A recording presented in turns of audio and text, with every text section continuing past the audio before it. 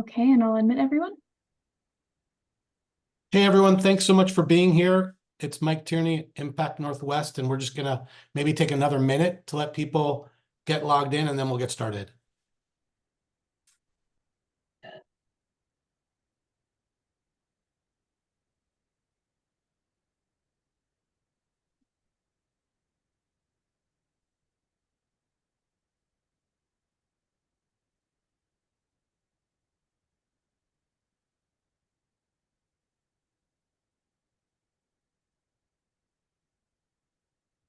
Okay, welcome everybody. We're gonna start the meeting. We're doing our lunch hour, 12 to 1, and if people log in a little bit late, they'll catch up. Thanks for joining our 1 hour session, Meet the Candidate session for the Portland mayoral race. We're joined today by Keith Wilson, candidate for mayor of Portland. Let's join me in welcoming Keith. I'm the moderator for the session. My name is Mike Tierney. I'm the advocacy program manager for Impact Northwest. And we're also co-hosting with our partner nonprofits. We're doing great work in the community, all of our partner nonprofits, and we're going to get a slide up for you. A special thank you to Portland Tenants United, Blanchet House, SEI, Northwest Pilot Project, Path Home, Transition Projects, Our Just Future, Impact Northwest, William Temple House, and the Welcome Home Coalition. Thanks to all of our partners for helping us put this together and for joining us with our networks for these Meet the Candidate lunchtime sessions as we lead up to the election in November. And just a quick note, as 501c3 nonprofits, it's important to note that we do not endorse candidates, but we do feel the civic engagement and advocating for the communities we work with is important. Impact Northwest has a two-pronged advocacy approach, and my colleagues will add a link to the chat about our detailing our homelessness prevention strategy. And together with our partners, we want to stress the importance of housing plus services as a solution to addressing the housing crisis, and contract modernization that revamps the way that the public sector contracts with nonprofits like us to provide housing services. So with that, let's set the scene with some ground rules before we get going. So we are going to ask all of our participants to treat each other and others with respect, ourselves and each others with respect. We have our microphones off, and then during our Q&A period, we'll go around with the raising of the hands, icon at the bottom of the screen. If you have a question, also we can use the chat. We've recorded the session so we can upload it onto our YouTube page. For those that couldn't make it, if you could please let them know about our meeting today and our future meetings. These meetings can all be accessed later on for those that didn't have a chance to make it. And we really look forward to these sessions, opening with Keith today. So Keith, I'm going to put the floor over to you. Thanks so much for joining us today. We appreciate your time. Thanks, Mike. Thanks, Sophia. Thanks, Ada. I do want to give a shout out to Andy Nelson. So he and I have been meeting each other for years, and it's kind of like ships in the night going by. We say hi to each other once in a while. We say we should get together, and our schedules are so darn busy. So at least I get this in a one-way to give him some information. So Andy, I don't know if you'll be able to give it back, but looking forward to questions. Ladies and gentlemen, my name is Keith Wilson. I'm running for mayor to deliver real change for Portland, something we are absolutely grasping for and at. I'm going to deliver about 12, 13 minutes of some prepared points because it's so meaty that I don't like to miss things and I don't like to ramble on, so you can really see the arc of what we're going to do next year as your mayor. Now, I'm not going to provide the vision. So I'm an executive board member for US High Speed Rail back in DC. I have a lot of environmental steward records and a lot of great things when it comes to transforming our transportation system. But with the time I have, the sandbox that I'd like to play in is just talking about the humanitarian crisis in Portland. And then your experts, please challenge me. Give me your biggest, hardest questions. The more I listen and learn from you, the better the policies I can create as mayor. We can't accept more failures from the same city politicians that got us into this mess. As a candidate from the private sector, what makes me unique is that I have a proven plan to end unsheltered homelessness in my first year as mayor. We all know that those that are unsheltered are those suffering in tents and makeshift shelters in the corridors of our shopkeepers' doorways and in RVs and boats and campers and such. I know this is a bold statement, and I'm making it because I've done the research. I've gathered the team. I founded a successful shelter and created a roadmap for our city. I'm the candidate who has the executive experience that the new mayor's role will require to lead this project successfully. And when we accomplish this, we will decrease crime, supercharge job opportunities, and this will result in better livability for everyone in Portland, both the housed and the unhoused. We cannot accept the same status quo any longer.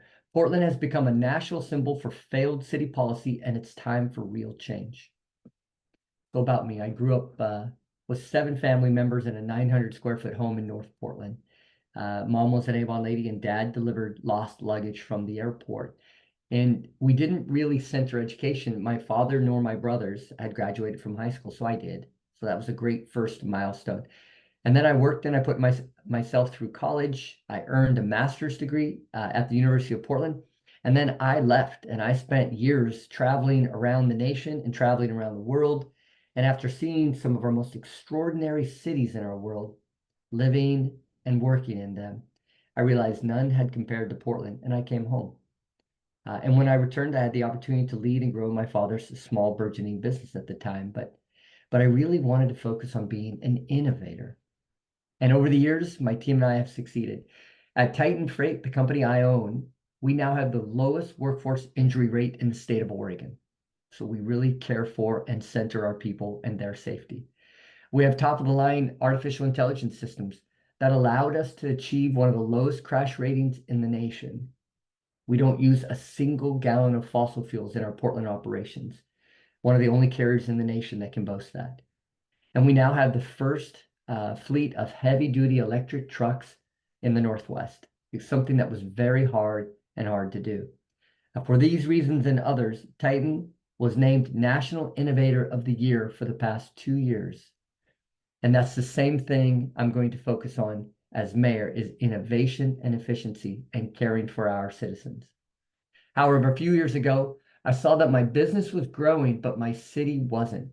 I didn't recognize Portland any longer. I started running into high school classmates living in tents on the street. And so I charged to do something about it. Along that journey, I realized that Portland now has a humanitarian crisis.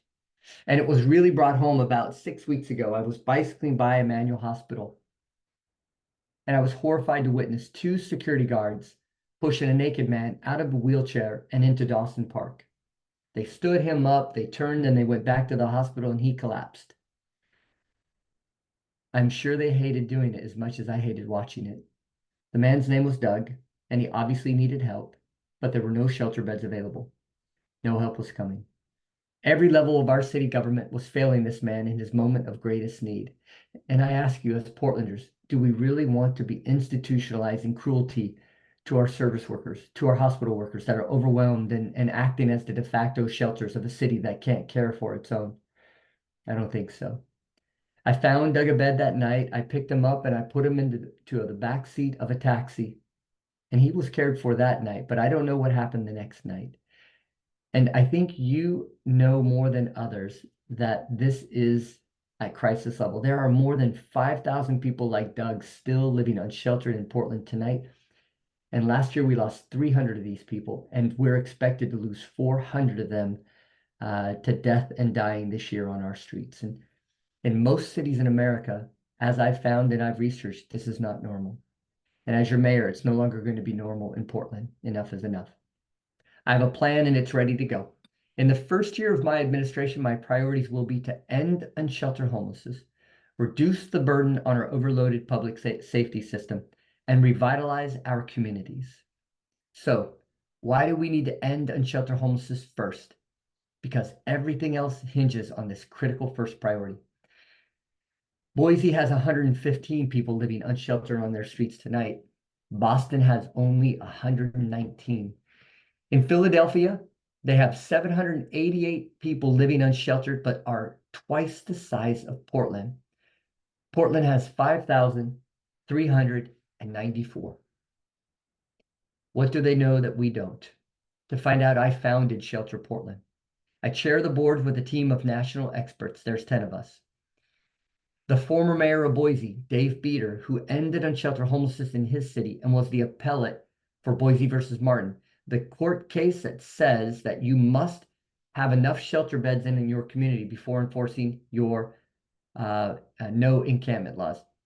He cared for his community. He didn't care about laws. He just provided care for everybody. 115 souls on his street tonight. Commissioner Mike Lindbergh, who along with Mayor Bud Clark had ended unsheltered homelessness in the 90s.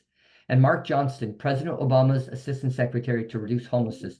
And there are many others on my team. We found that most communities rely on nighttime emergency shelters to flex up and flex down based on need. They do not replace existing options. They just simply augment them. And we used to have nighttime emergency shelters, but we converted them or closed them or defunded them in 2017. For example, the city closed the Salvation Army Female Emergency Shelter at 2nd and Ankeny. Did you know there are 126 beds that are empty there tonight, and they have been for the last 5 years? This in the middle of a city council declared homelessness emergency. The result of this change is that Portland now has the highest unsheltered homeless rate on a per capita basis in the nation. Now, it's okay to make mistakes. It happens, but it's not okay to fail to learn from them. And our city council has failed us all. But we can fix this. What we need to do is set up a network of flexible nighttime emergency shelters offering 2,400 beds. I've been working with our regional leaders at Metro, at our Multnomah County, and with the existing beds we have 800 empty beds in our system tonight, where we can't put families or unaccompanied minors into shelters. But what we determined, we need 2,400 beds to care for our community. And we're using community centers and churches to deliver on that. Do you know how much our city currently spends on the aggregated costs of unsheltered homelessness today? It's $300 million. They're putting boulders on the side of the street instead of putting cornerstones at the beginning of a building. Forgive me 1 second.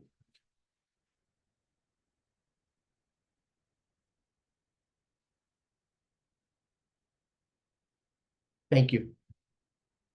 35 million in police and firefighter overtime, and warrants millions of dollars being misspent on not caring for our community.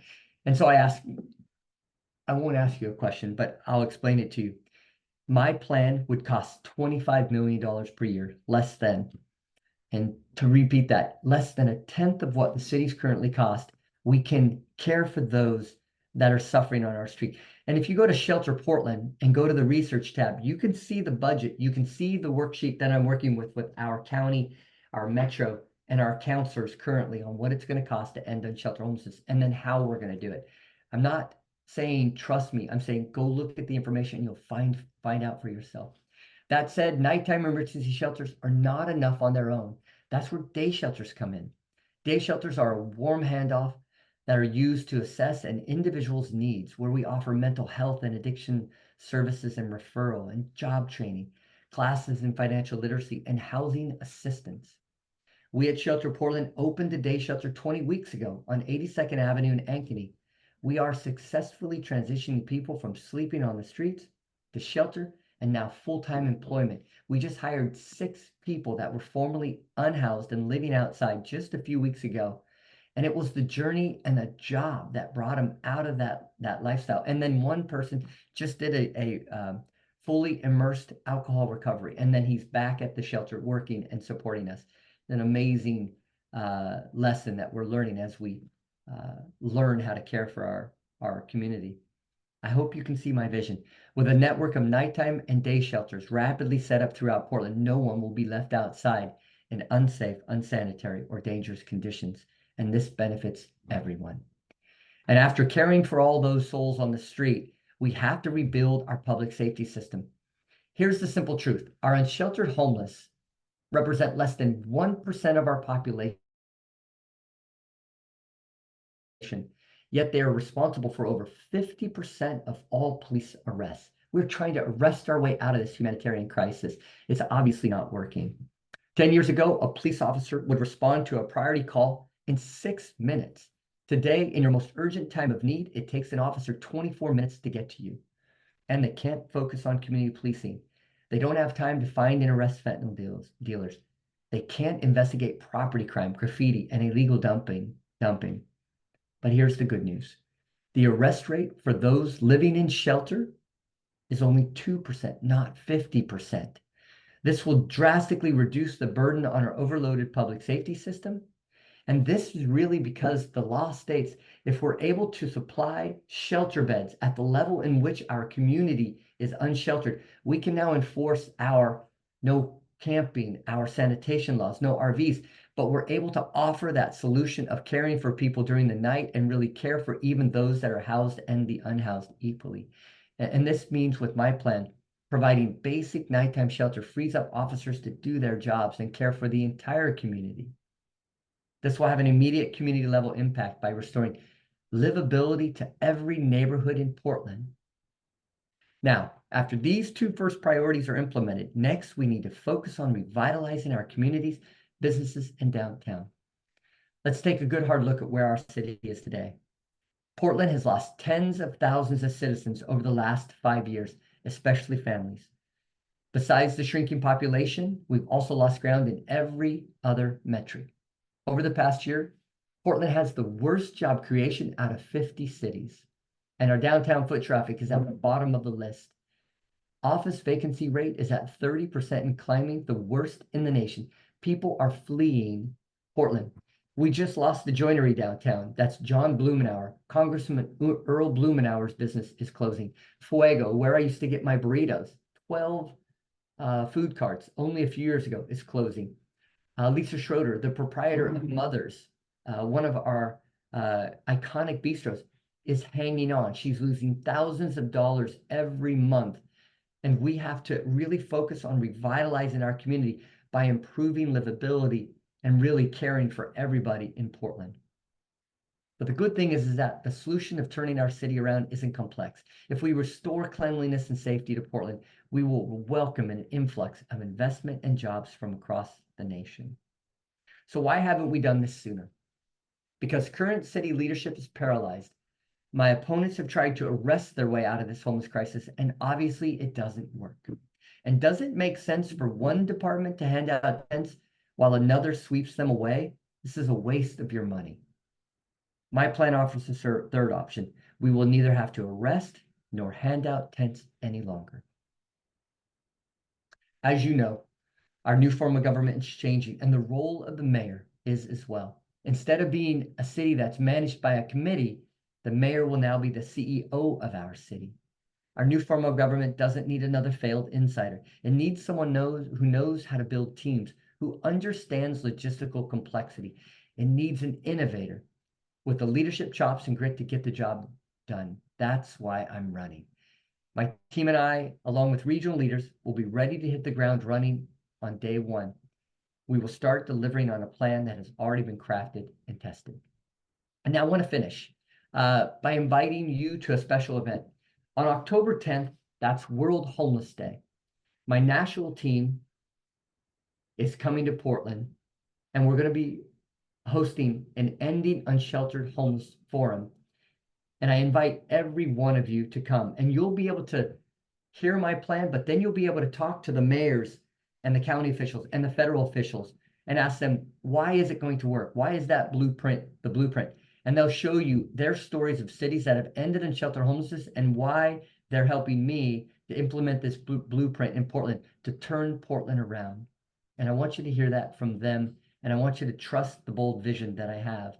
And then if you'd like to sign up for this event, please go to keithwilsonformayor.com and join us. And we would love to have you with us. And so I want to turn it over to you, Mike, and let's roll into the questions, and then we'll put a pin on this at the end, and I'll give some closing remarks. Great, thanks, Keith. And just to let everyone know, the link to that event, I think, is right up there in the chat. Yeah, thank you for doing that, Mike. It's an important conversation for Portland.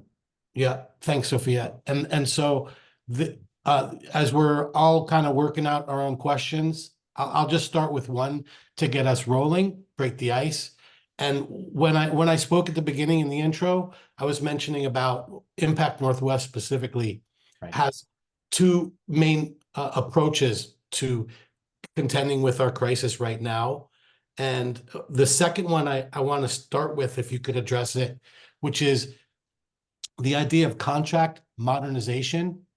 And really what that comes down to is paying a fair wage to the folks that are working, that implement the city and county policies that make, things happen on, on the front lines. And so I would like to get you to speak to us about specifically that. How would you handle the contracts between the city and your partner nonprofits that are going to implement your plans? Mike, that's such a great question. Let me give you specifics on this.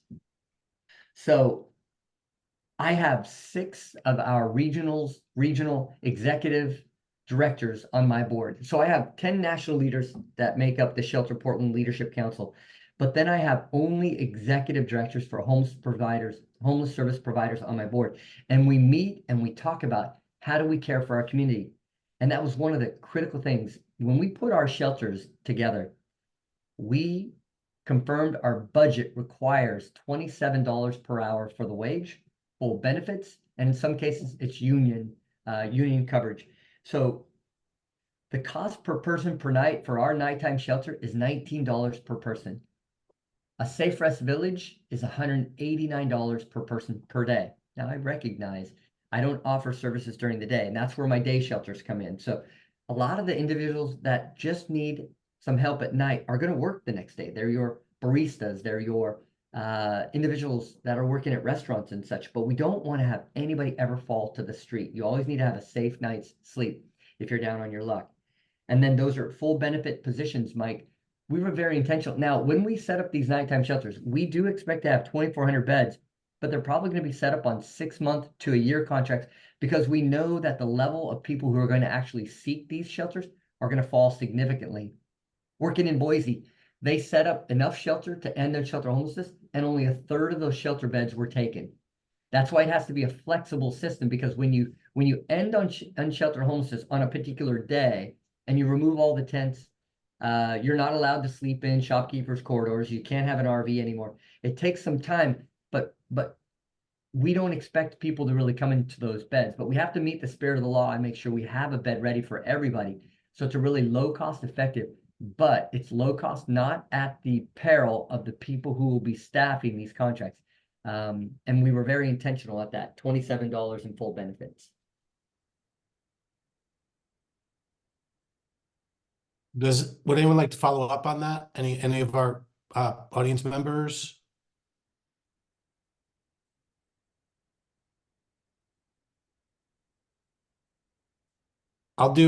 And please use the function to raise your hand if you want to speak. We'll unmute you.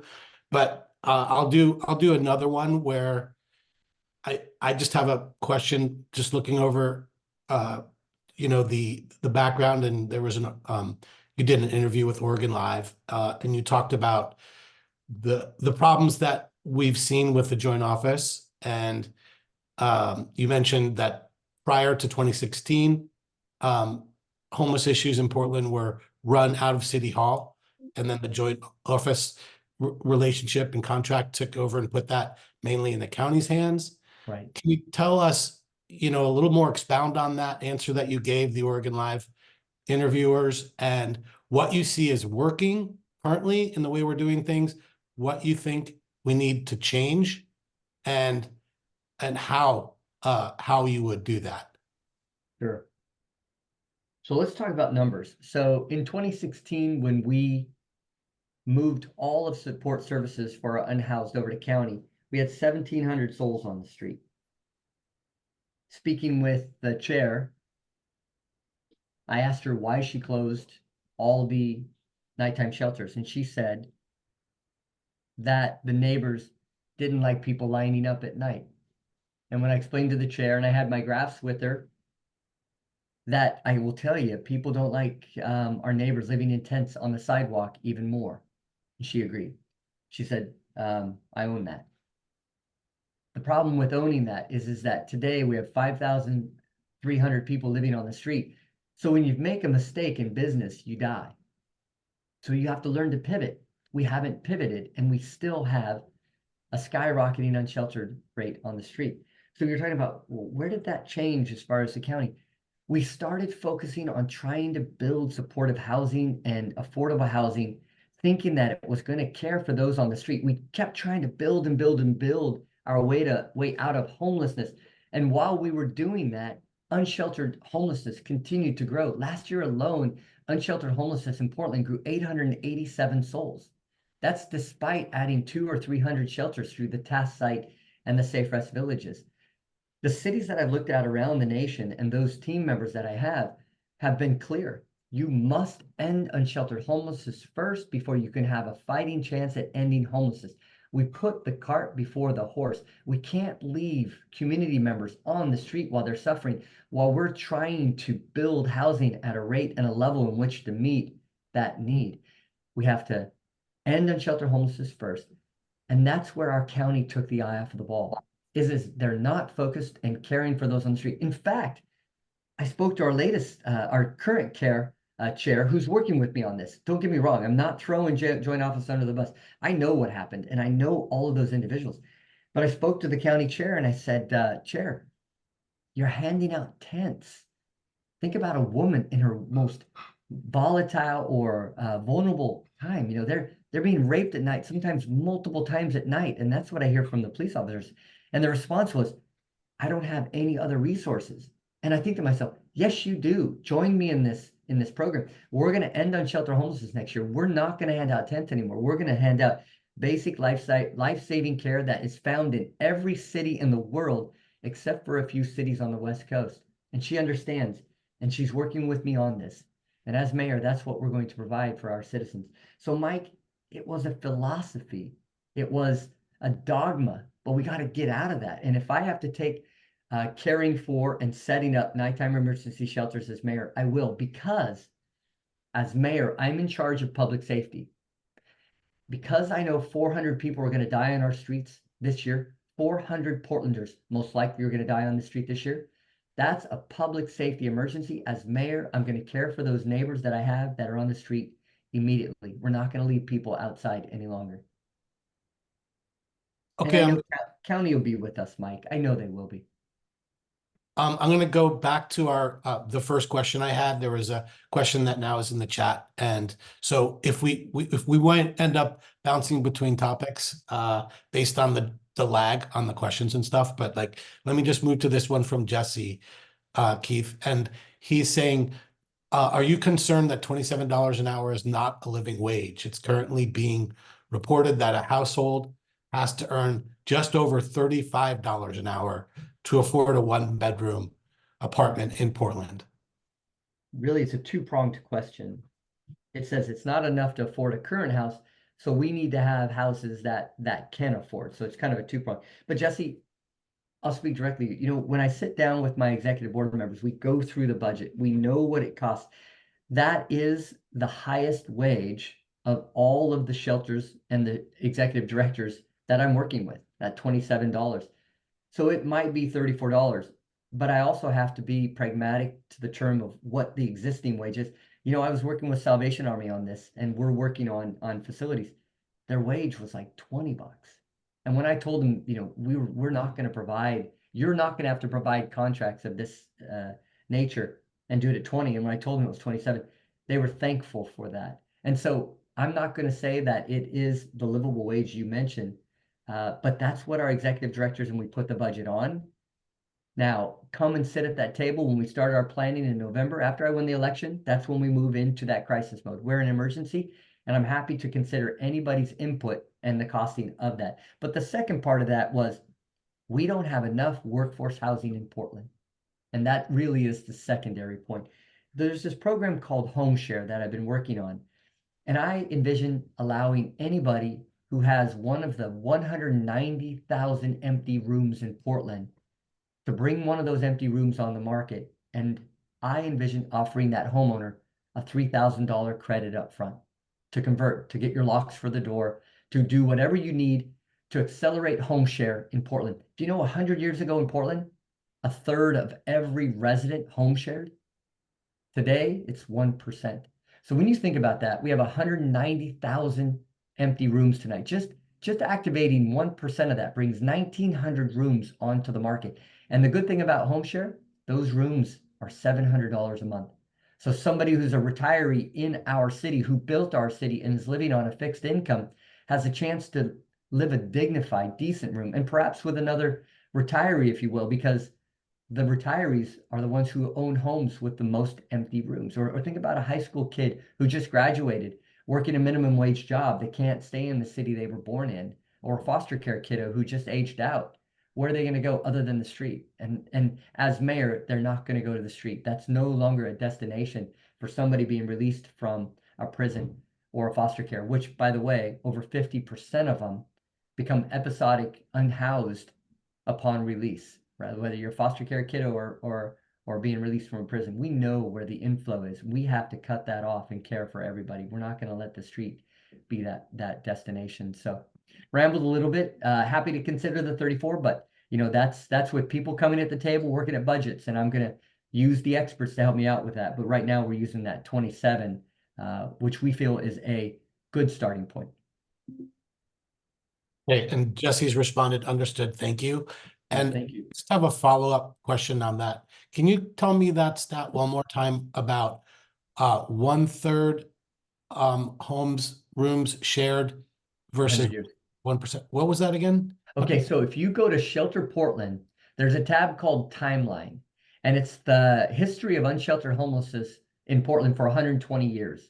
So it's a research document that my team and I, because if you're going to make a good decision, oftentimes the decision's already been made over history.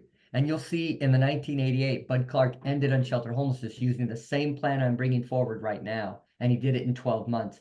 Bud Clark's team is on my team. They're part of my national leadership team. This has been done before over and over again.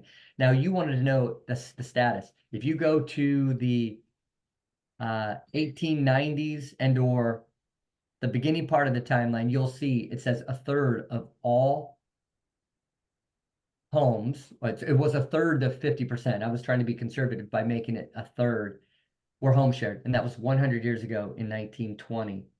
And then what was the other stat you wanted to know? You said 1%. Oh, 190,000 empty rooms in Portland. And I got that from Home Share, which is based here in Portland. But I'm also working with a national group called Pad Split, who wants to come to Portland. And I've been working with their executive directors and their owners. How can we get those rooms opened up quick? So we've been working through working sessions. We've been determining, okay, what do we need? And check this out, everybody. We had a Portland housing bond in 2016 for $250 million. And we're still building those homes today. And that $250 million housing bond netted us 1,900 units. Now those are houses, I get it. If we use $6 million, $3,000 credit times 2,000 units, that's $6 million. And we can add those units, same amount of units that we did with the Portland housing bond. Granted, it's shared living. We can add almost as much capacity in a year to a year and a half as we did with our housing bond. Now, those are for single individual adults in a shared living quarter. But the overall point is we don't have enough workforce housing in Portland. And so I say sometimes it's important for us to look back to allow us to move forward. Okay, I got a couple questions. First in was Christina DeTuyo. In our neighborhood, there are a number of vacant residential properties, 4 houses in a 3-block radius. Is there anything that can be done to influence the people who own these properties to rent them at a fair price or to sell them? That's a huge issue, by the way. And then when you also add in the issue with Airbnb, unlicensed, unpermitted facilities where we're not getting income for that. I believe it was Vancouver, pardon me, not Vancouver, it was San Francisco that passed a vacancy tax. You let that house stay empty and you're going to pay income into a fund to allow us to build more housing. something worth considering. I haven't done the nuts and bolts on that, Christina. Happy to look at that. But what you just brought up is a huge issue. It's having housing stock unused in our community, which we just simply cannot have in a housing crisis. Okay, and then we're gonna unmute Andy Nelson, has a question for you, Keith. Hey Keith, good to see you. see you. Appreciate your being here, and I appreciate the new ideas and the energy you're bringing to the mayoral race. It's appreciated. I think you've made it a vibrant dialogue, and you're putting some stuff out there that I think is getting people talking and moving us in a direction that we need to be. So I appreciate that. Yeah, and you and I have had a chance to talk about this, but I'm intrigued by your shelter plan. I guess for me, I'm interested in, where do we go from there? Yeah. And I know I'm kind of a housing geek, but yes, we need more shelters, no question about it.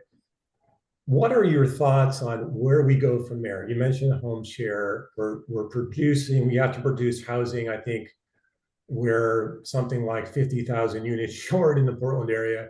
Yeah. But specifically, and it's related a little bit to the question in the chat, and we have open units. We have something like 7,000 open apartments. While not appropriate for everyone, there's some cost estimates that if we just provide the Bobby vouchers or rent for those facilities, plus some social work support, that could be a chunk of folks. I don't know if you've looked at that. Just interested in what is next after shelter. Okay, great. Actually, let me go upstream there, Andy, and thank you, because it really is a flow situation. So the executive director for the Bergen County Homelessness Services, they're right across the river from New York City. I used it because they have affordable housing issues like we do. They're the same size county that we are. They're right across the river from New York City. New York City has 60,000 people in their homeless shelter system tonight. In Bergen County, they have 9. We're the same size county. They started with emergency shelter, and last year they closed their last emergency shelter. To your point, Andy, we do not want emergency shelters, but we got to start somewhere. They are a housing first county. Forgive me and my dog. It's a matter of a continuum and a flow. Here's what's going on in Portland. A third of everybody that's in Portland that's homeless are homeless upon arrival. They were homeless in some other jurisdiction and they arrived in Portland through the Multnomah County point in time count. So we're fostering this behavior for whatever reason. We end unsheltered homelessness, and working with the mayor of Boise who did this plan, he said, here's what happened, Keith. I had to set up all these shelter beds and we ended unsheltered homelessness on one day. And he says, here's what happened. A third went home regionally. I helped them get back home. A third went back home locally because they were coming out of their homes for whatever reason, on a couch or behavioral health or addiction or an interaction issues with mom and dad, whatever it was. They were in the encampments and they went back home. He said, Keith, I had to supply a third of the shelter bed that we thought we were going to have to supply. He says, Keith, it's an inflow game. He says, when you let people live on the street, it draws for so many different reasons. So don't let people live on the street. Enforce your community safety laws. So Andy, first of all, I know we're going to be reunifying people that may have arrived from Austin or Miami. I ride with police officers often, and I'm talking to these individuals. How'd you get the RV? Well, that's a third, and we know a third is going to be left in our emergency shelters. And then we work like it's an emergency. Each person is experiencing a personal disaster. Find out what that is, and start solving it. And then you're talking about the continuum. Andy, I don't want to speak to activating apartments and focusing. Housing first works, but we need to stop the inflow first and then let our existing system catch up with that inflow. Our behavioral health system is overwhelmed. Our addiction system is overwhelmed. And once we know who wants to be in Portland because they're in emergency shelter, yes, there's going to be a few hundred people left on the street. We know that, but our system will start working so much better. The behavioral health system will, the addiction system, because it won't be overloaded, except for the individuals who want to be in Portland. And then the housing first is going to work because we've got long-term regional rental assistance and what you do and impact, Andy. But you got people that are engaged to start moving through the system instead of going into a house and then saying, I'll go back into the tent. My neighbor across the street, We had her in an apartment. She went back to a tent because the dealer's in the next tent. I got to take away those tents. We cannot have that. We can't foster that behavior. So it's a roundabout way of answering your question, Andy. My job is not to activate those apartments until we address the humanitarian crisis and see how much resources we need to do.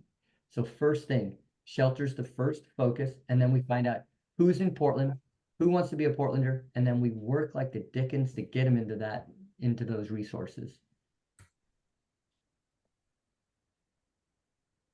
Okay, Keith, I have a question from Tim Ackley. A recent Willamette Week piece stated in part that your plan to end, quote, unsheltered homelessness in just 12 months is too ambitious, says the article. Also that you believe the goal is achievable. How do you plan to coordinate resources and funding support necessary to succeed in 12 months? And then on top of that, even if the plan is 50% too optimistic and the plan succeeds in 18 months, how can that be considered a negative? I agree. You know, I got that ambitious, and one of my friends is Nick Kristof. He's a columnist for the New York Times. And he sent me an email the next day, and I thought it was pretty good. He had, quote, ambitious. Portland is on fire. You have a plan, and they call you ambitious. And I thought that was pretty funny. But then I just turned back. Ambitious shouldn't be using proven methods that are being used in almost all cities in the US today. That's not ambitious. That's pragmatic. Ambitious shouldn't be about having accountability for the hundreds of millions of dollars that we're spending with no benefit at all. Yes, it's ambitious only because no one's really doing it. We have our elected officials that aren't looking outside of the city that we're in to just go and look at cities that it's working. This is working in New Orleans, and I noted earlier, Philly and Boston and Rockford, Illinois, all cities that I visited and worked with their city leaders. It's not ambitious. It's achievable. And what's really exciting is that Mayor Clark was lauded as the national leader in this public-private partnership. I've got 13 facilities already lined up to go. I'm asking you to think what facilities you have to bring forward. We need about 26. I pay rent for these facilities at night. It's $4 to $8 grand for a church or a community center. They love it because their congregation level's falling. My operators and my executive directors, they know how to set up facilities in 90 days because we've done it. My day shelter at 82nd Avenue and Ash, we opened that day shelter in 90 days. We opened up the Portsmouth Union night shelter on November 1st in a matter of 30 days. Church of Nazarene, the church I partner with Union Gospel Mission, and the Church of Nazarene, 30 days. It's not ambitious. It's achievable, but we have to do it. And yeah, you're right. If it takes 18 months, is it considered a failure? Well, that's somebody else's perspective. But I know what I'm going to do day one is we're going to get to work on this. And my target is June 1st. You can look at the website, Shelter Portland. You can see the budget. You can see the inflow and the outflow. I know how many people are going to come in. We know how many people are going to have to be served, and we know the cost it's going to take.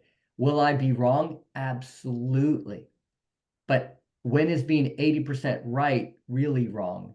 But I'll fix the 20% because, you know, I'm an executive. I know any plan put forward never works as planned, but not doing anything is not a course of action. I was in a debate yesterday and today, and they said, well, it's too ambitious. It's just too ambitious. So I said, okay, tell me what your plan is. But if you're not going to articulate a plan to shoot my plan down, just shows incompetence of our city leaders, and we're not leaving people on the street next year.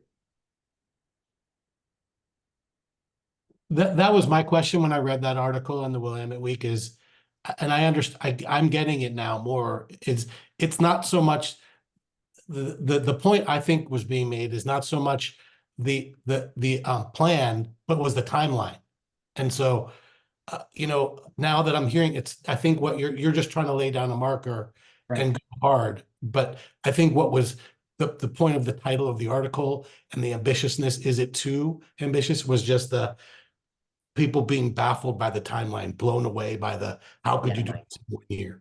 Yeah, So it's a big question. And unfortunately, newspapers and conversations want me to distill it into a few sentences. but this isn't a soundbite, you know, I mean, this is people's lives. And I agree with you, Mike. It's complex what we're talking about right now.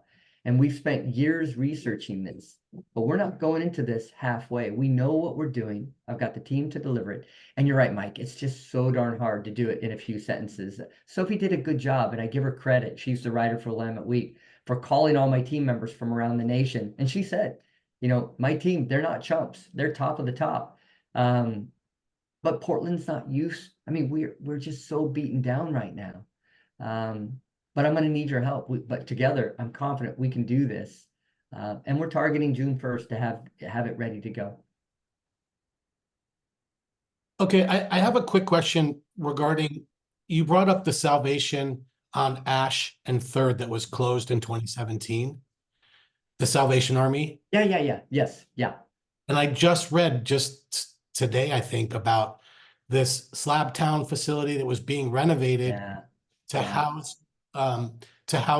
mentally ill patients, and she had been renovating for that reason and communicating with city and county officials.